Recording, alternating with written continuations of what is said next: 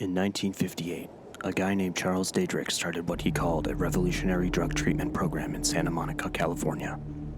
He called it Synanon, and for the next 33 years, Synanon would become one of the most violent cults in American history.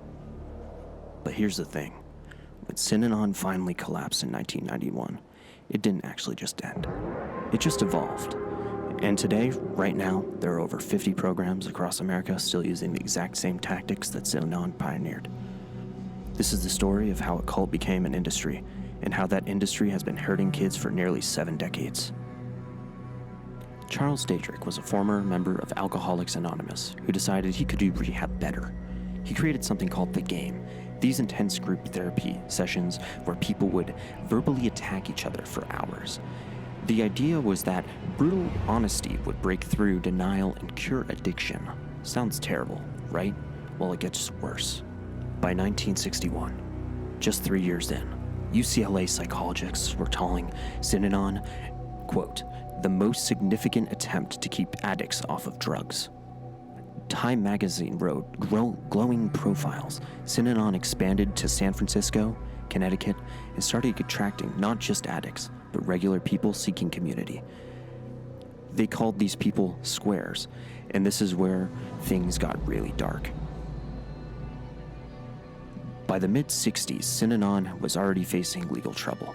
Connecticut's Supreme Court had ordered them to vacate the facility because, and I'm not making this up, they ruled 30 residents couldn't be considered a family under zoning laws. Authorities started investigating them for running unauthorized medical clinics. The red flags were everywhere, but the program kept growing. In 1968, Synanon made a crucial change. They announced that addiction was actually incurable and that the members need to stay forever. This wasn't a treatment program anymore. This was a cult. And Daedrick wasn't a counselor. He was now positioning himself as a spiritual savior.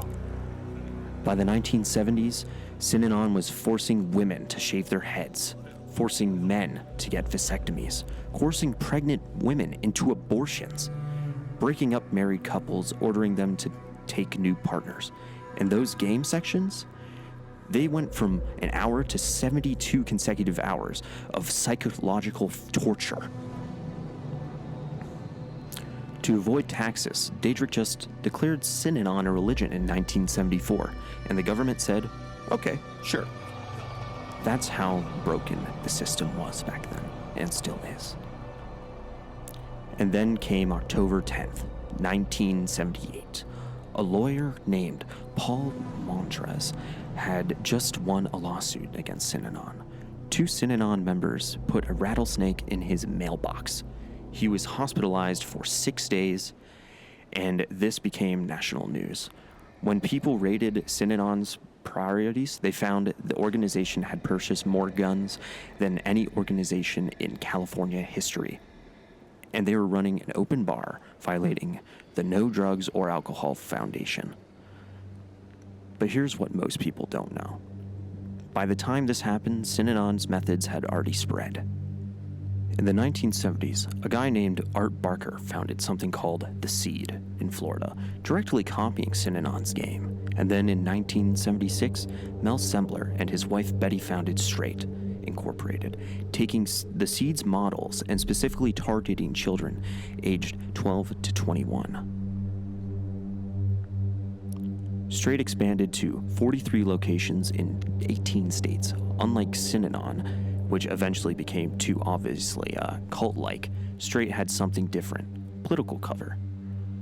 In February 1982, Nancy Reagan visited Straight's St. Petersburg facility as part of her Just Say No campaign. Then, Princess Diana visited. Reagan's drug policy advisors actively promoted the program. Straight had the full backing of the White House. But here's the thing. At the same exact time Nancy Reagan was endorsing Straight, the ACLU was filing complaints about coercion and brainwashing. Florida officials documented that 13 clients were held against their will. Virginia's Department of Mental Health found that repeated violations, staff holding kids against their will, allowing pure restraint, depriving them of sleep, food, and water as punishment. Political pressure kept them operating.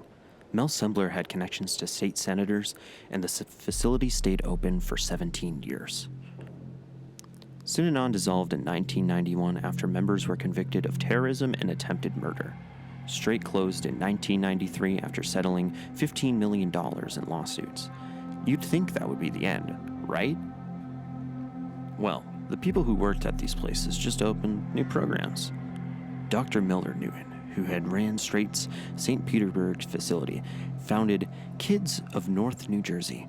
Former staff opened dozens of other programs with new names but identical methods. And kids just kept dying. Aaron Bacon in 1994. 6 students with frostbite in 2015. A 12-year-old in North Carolina just last February, dead within 24 hours of arriving at a wilderness camp. It's been 67 years since Synanon started, and there's still no comprehensive federal regulation of the troubled teen industry. So why does this keep happening? There are 3 reasons. 1. Political cover. These programs wrap themselves in tough-on-drugs rhetoric and anti-drug advocacy. The Straight Foundation literally became Drug Free America Foundation. They don't run facilities anymore, but they still lobby against cannabis legalization and influence drug policy. 2. Parental desperation. These programs prey on scared parents who don't know what to do with their struggling teens. They promise miracles and using polished marketing. By the time parents realize what's happening, their kids are already traumatized. Reason 3. Rebranding. When one program gets shut down, the same people just open another one with a new name. Straight become Kids Becoming Safe becomes Pathways. Synanon's founder disciples are starting new schools. The lineage continues, but survivors are fighting back. Organizations like Breaking Code Silence and Surviving Straight Inc. are connecting survivors and pushing for litigation and legislation. Paris Hilton came forward about her experiences. Podcasts like The Sunshine Place are documenting this history. There's proposed federal legislation, H.R. 1981, the Stop Child Abuse in Residential Programs for Teens Act, but it still needs support. If this story disturbs you, contact your representatives. Share survivors' stories.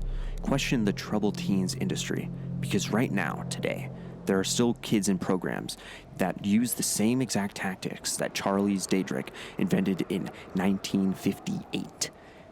67 years of documented abuse, and we still haven't stopped it.